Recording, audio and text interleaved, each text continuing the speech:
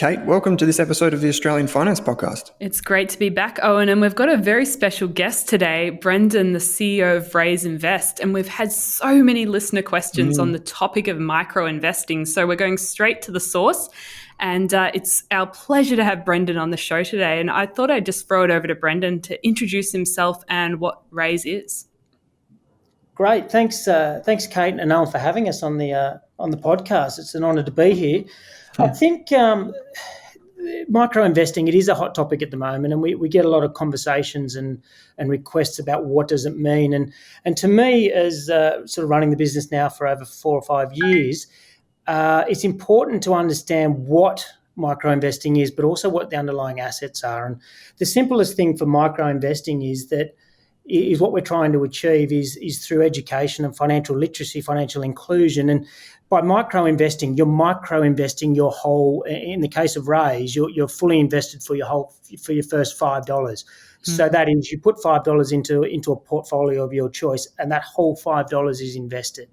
Now, just to back it up a little bit, maybe I explain a bit more about Raiz in a nutshell. And I use the word nutshell because we used to be called Acorns here in Australia, and that we launched in February 2016. There was, what happened next was massive and a positive surprise for us with the concept of saving and investing. Their virtual loose change in Australia had instant appeal, and we took the business we had a joint venture with Acorns Inc. in the US and brought it out to Australia. And sort of today we're sitting at the end of September 2020, so 4.5 years later, we've got 227,000 active customers in Australia using the app. And as I said, it's key it's a savings tool or a savings platform, but it breaks down the barriers for individuals to get into the stock market.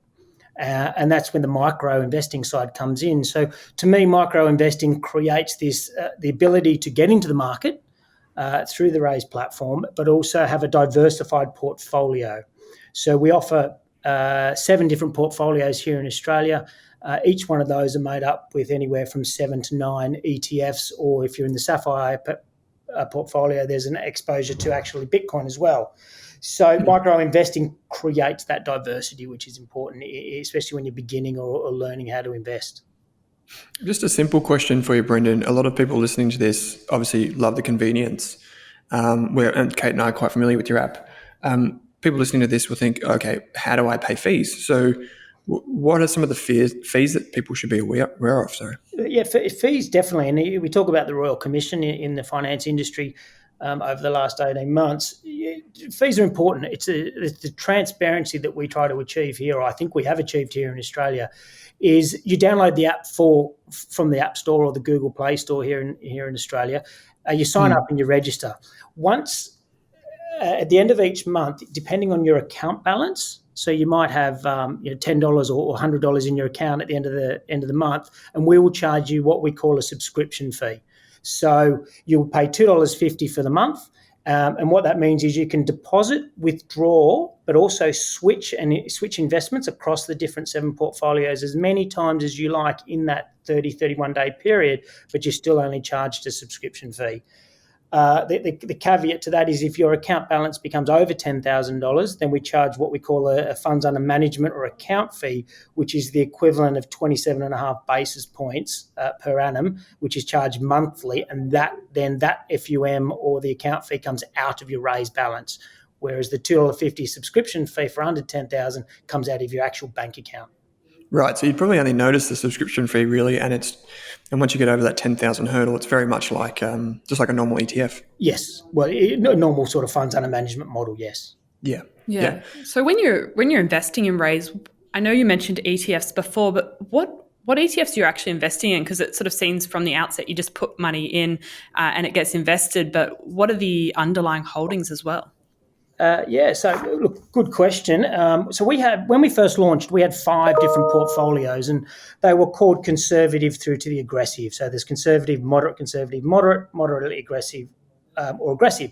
Each one of those was made up of 7 different ETFs, and they range from Australian large caps to the Asian large caps, the European large caps, and US. There was some Aussie government bonds, corporate bonds, the Aussie market.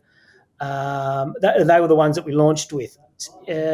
Sort of July A year later, we learned, due to our customer feedback, we launched a sixth portfolio, which we called the Emerald, or it's our social responsible portfolio. They have 2 ETFs in it that I just listed, but also they've got 2 more social responsible ETFs, one called RARI, which is Australian Responsible Corporates, and ETHI, which is the Global Sustainable ETF. And a lot of people say, yeah, that's great, Brendan, you're talking to me, but ETF. What an ETF is an exchange traded fund. It's a type of sort of security, and this is my definition of it, so I apologise if it's not a technical definition. Type of security that involves a collection of securities such as stocks. So, and usually they track an underlying index. For me, it's easy to think of it as a shipping container. Think of a shipping container and then put all your stocks in it and close the door.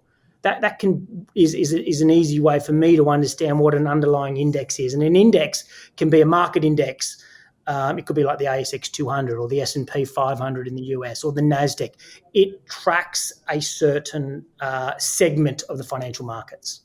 So you're essentially selecting the ETFs and building portfolios to suit different risk profiles to sort of take all of the hassle out of investing and make it a lot easier for consumers.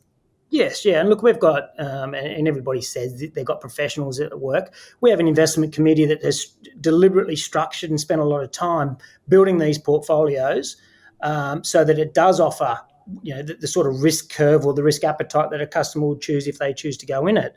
And as I said, we introduced the Emerald or the social responsible portfolio after launch due to our customers. And then even crypto or Bitcoin came to the forefront, and our customers said, hey, we have no idea about crypto, but can you give us some sort of exposure to it? So the 22nd of May this year, we launched the Sapphire portfolio, that it's made up of 7 of those ETFs, but it also has a 5% allocation to Bitcoin, just for that risk model. Yeah, Brendan, it's really interesting. Obviously, micro investing has a lot of appeal, and you mentioned there at the top of the show that there's over 200,000 accounts or users here in Australia now, which is fantastic. Who have you found has been, in terms of demographics, who have you found have been the biggest users of this? Have it been younger people, newer investors, experienced investors? Like, who is this typically suited to? Yes, look, a lot of people say, Owen, that it must be for the young people. Look, the app in Australia is available to anyone over 18.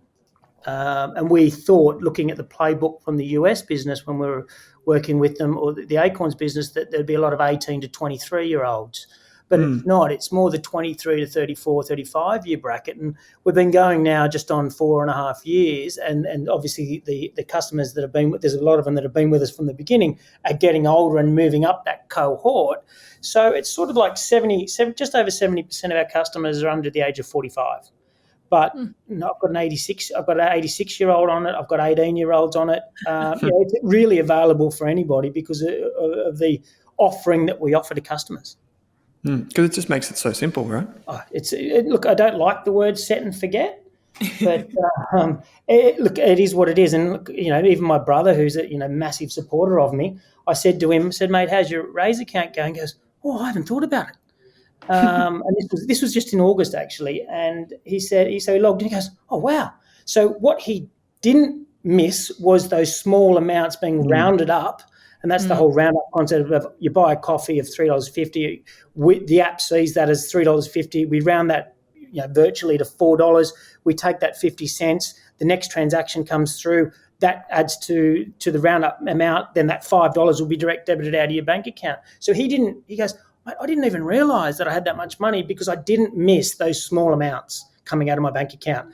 And the whole philosophy is small amounts over time add up. That's one thing that Kate and I always say is that, small amounts often is probably the most important message, because for wealth accumulators, right, it's a stock market investing is for a lifetime. Exactly. So it's kind of take that long perspective. One of the things that Kate and I want to talk to you about, and I guess this is important before people go ahead and sign up with Raiz or consider even any other micro investing app, is if someone's considering joining a micro investing app and downloading it and starting investing, what are some of the pros and cons that they should be thinking about? Are there particular things they should be reading or watching out for? Look, it's important in any financial product, whether it's Raiz or just anything in general, and even a bank account. You got to read the terms and conditions. You've got to know what you're getting into. You usually read the product disclosure statement or the PDS. Even on the super side, if you're going in, you look at members' guides and PDSs. You've just really got to know what you're getting into. And people say to me, "Oh, I've inherited some money. What stock should I invest in?" And it's like, you don't invest in something you don't know. And even with the Sapphire portfolio here in Australia, I personally have never been invested in Bitcoin because why? Because I didn't really understand it. This is a few years ago when all my mates are getting into it. So, yeah, but I'm not going to invest in something I don't understand. And I think that's a key point. Whereas, a mate said, "Hey, I've got $10,000 I've inherited. What stock should I buy?" And I said, "Well, what do you mean? What stock should you buy?" And he said, "Well, BHP, CBA." I said, "What do you mean?" He goes, "Well, that's what you do when you have money." And I was like, no. You have to educate yourself and take the time to read all the product disclosure statements. Even something from the Royal Commission is high on the topic in the financial services is fees. They talk about fees on the super funds and what's going to erode your balance. That's important. And that's why we make our fees transparent here in Raiz, but also we do a cleanup on a monthly basis to say, "Hey, Owen, your account," as an example, "Owen, your account's $10. You are paying me $2.50 a month for that. Either use it properly, or we'll close it. Here's the big red button. Hit the close button." So, because $2.50 over a balance of $10 is very expensive. Yeah. And we're not here for that. We're here for make sure that the customer has a reoccurring on. It's got the roundups on. It's got a reoccurring or a savings goal set up. Even use things like our Raiz Rewards program because at the end of the day, it's going to benefit the user. So you just got to be aware of what you're getting into, aware of how long periods. There might be lockup periods. There might be exit fees, just anything like that.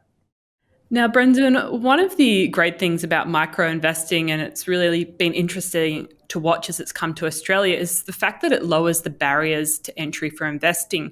And one of the common questions we get from listeners is, when does it make sense to sort of graduate from micro investing to investing directly in shares and ETFs and starting to take a bit more control over your finances and manage your own money?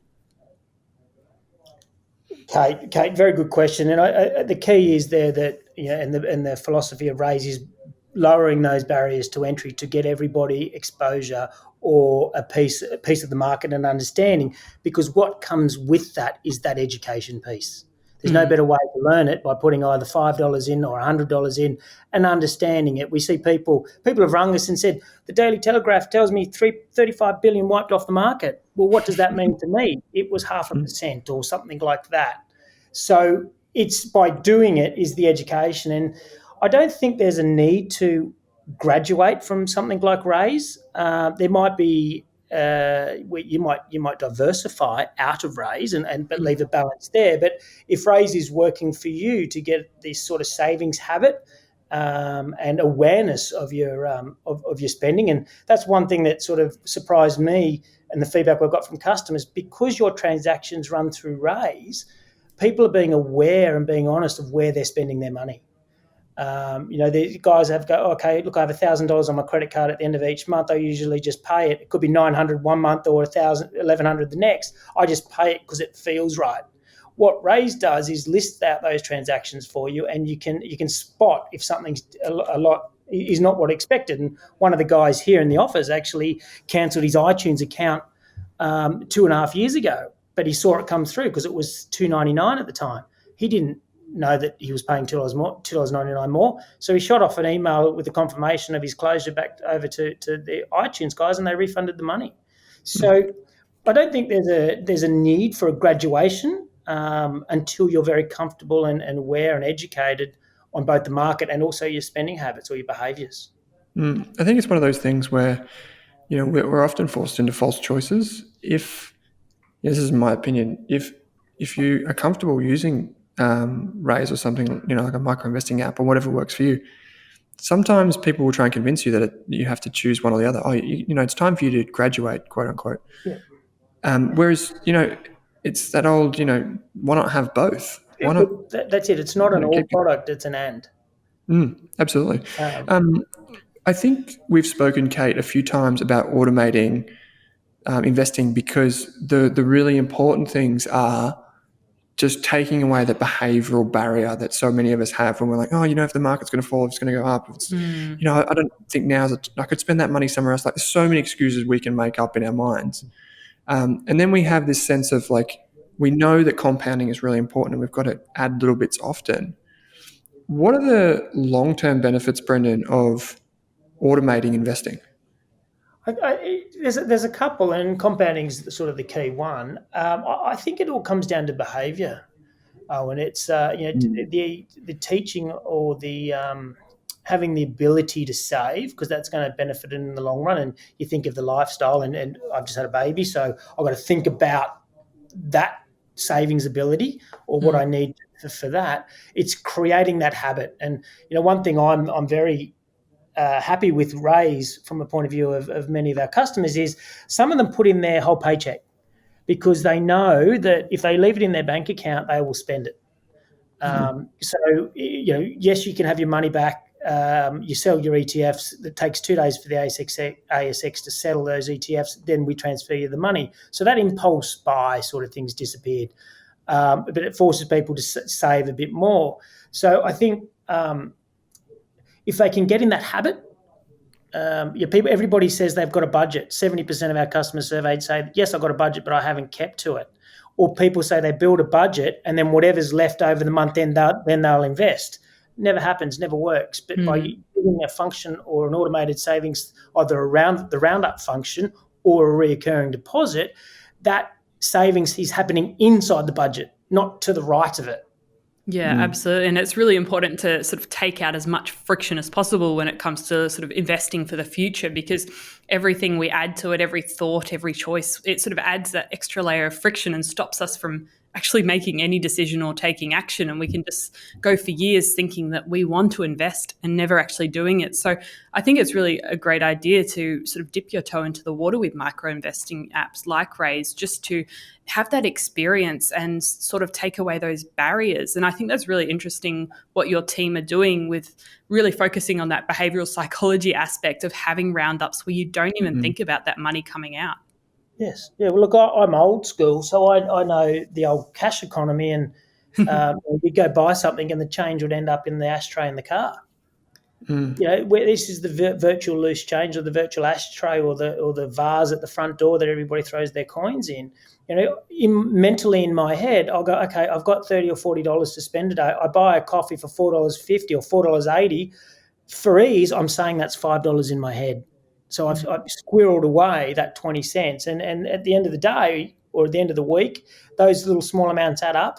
Multiply that on the compound effect over the years, it can make a significant difference. And I think it's really interesting finding other solutions, digital solutions, to having like a piggy box or a money bank, just putting money aside, because that was such a fundamental way when I was a kid growing up of just learning to actually save some money for a future purpose. And if we don't have cash and it looks like it's going that way, finding sort of digital solutions and roundup features to sort of have that same result.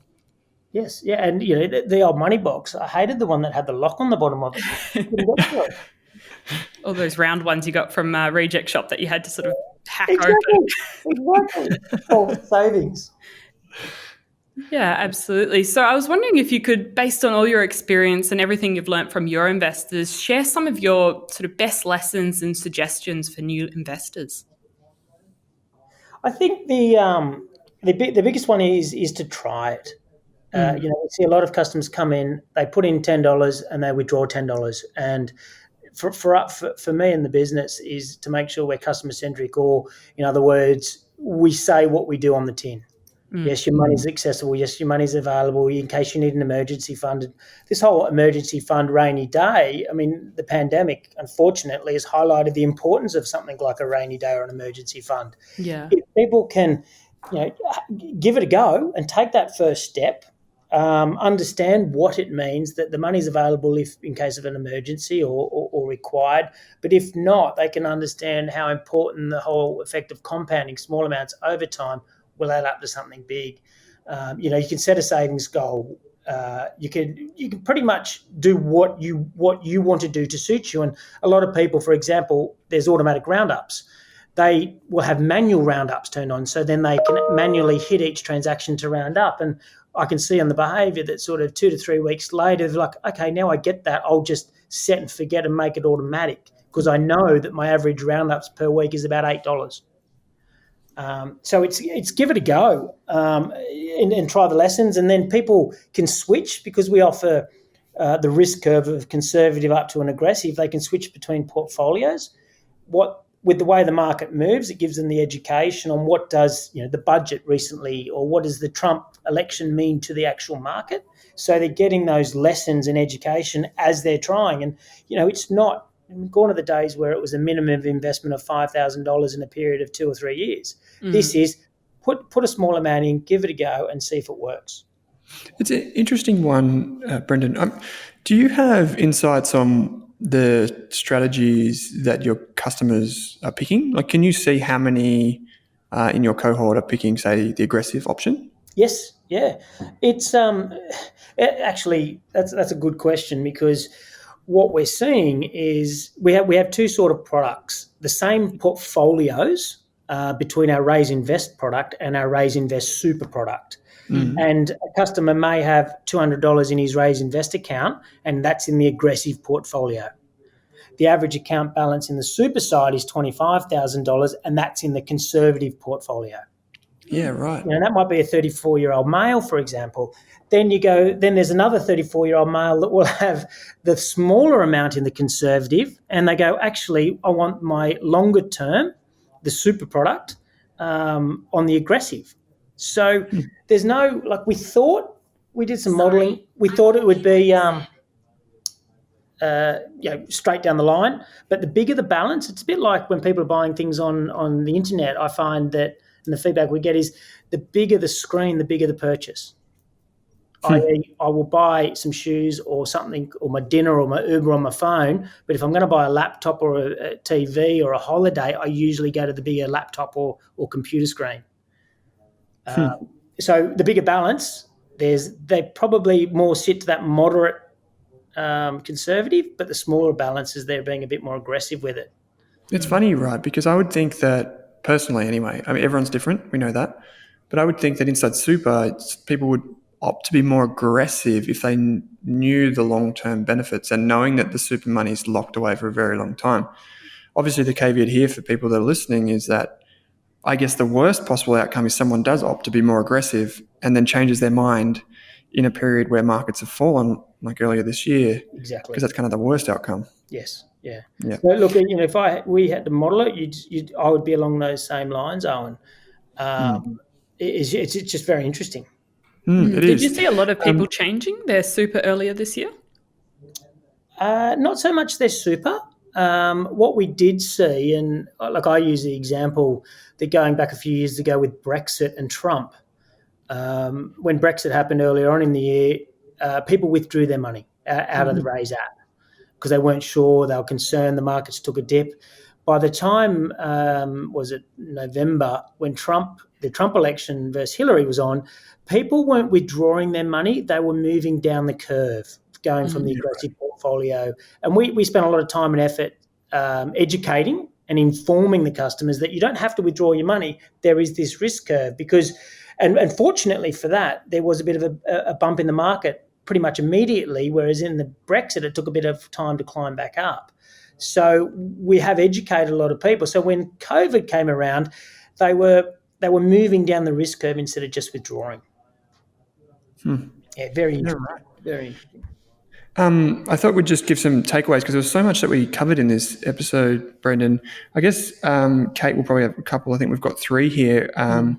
My first takeaway from just speaking with you here and doing some research of Raiz Invest is the importance of starting now. A lot of people that listen to us, have tens of thousands of listeners, but many of them actually aren't investing yet, even though they listen to this religiously. So this is a great way. I mean, we talk about $500 being the minimum that you can invest directly into ETFs, but it takes just a couple of dollars to get started with Raiz. So that's probably one of my main takeaways. Kate, do you have any? Yeah, I think the other takeaway is how important those small amounts are and that you can actually start getting invested with $5 or $10 in Australia now, which maybe 10 years ago was an impossible thing. So it's about knowing what are these options are available to you, like Raiz, and there's a few others in Australia that you can have a look at, and even just start taking a bit more care about those smaller amounts of money that actually can build up over the long time. And I also think it's a great way to start, but make sure you always check your fees and the product disclosure statement, as Brendan mentioned earlier in the episode, whenever you're investing in anything. So make sure you know the risks and the rewards available to you. Yeah, for sure. Brendan, it's wonderful to take some time out and for you to lend some of your insights. I see the business is growing pretty quickly, so I imagine you're a busy man. So thanks for joining Kate and I on the show. Appreciate it. Thank you very much for having me and inviting us on. Great. Kate, as always, thanks for taking the time out. Thanks for listening.